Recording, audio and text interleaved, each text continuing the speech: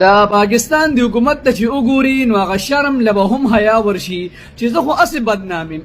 اصل شرم خدا دی. دوی اوس په سوشل میډیا باندې ټیکس لګوي. زه دوی نه یو تپوس کوم چې سوشل میډیا باندې ټیکس لګوي او دا وایي چې سوشل میډیا والا ډېرې پیسې وګټلې دوی ټیکس دی ورکي او آلریډي په ټیکس لګېدلی دی او نور هم پیسې واګو.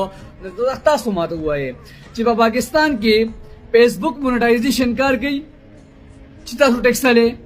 پاکستان کې ټک ټاک مونیټایزیشن کار کوي چې تاسو ټیکس لې. پاکستان کې پے پال کار کوي چې تاسو ټیکس لې.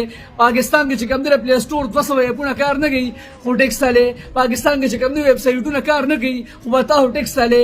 بس صرف د ټیکس نوم اورېدلې دي صرف پیسو پر غونډول باندې پیږي عوامو له پیسې ډېرې شي ورکولې. پاکستان کې اے آی اپونه کار نه کوي بس صرف پیسې راډولې کې ولې دوی پیسې وګټلې صرف د ټیکس په نوم باندې پیښې وي. خدای راستي کو تاسو لري خپل عوام ورسو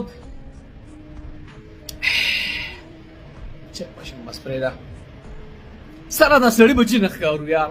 راشه چې د دې شرم نه خبر کما پاکستان کې نه فیسبوک نه پیسې ګټلی شي نه ټک ټاک نه پیسې ګټلی شي او حکومت چې کوم دی په سوشل میډیا باندې ټیکس ولګوي. وایي چې تاسو 100 روپۍ ګټئ نو څلوېښت په ما نه راکوئ او شپېته به تاسو ولئ. هلکه اول خو راته مونیټایزیشن کولی وکړه که نه بیا ټیکس والا حیران به پاتې شي یار.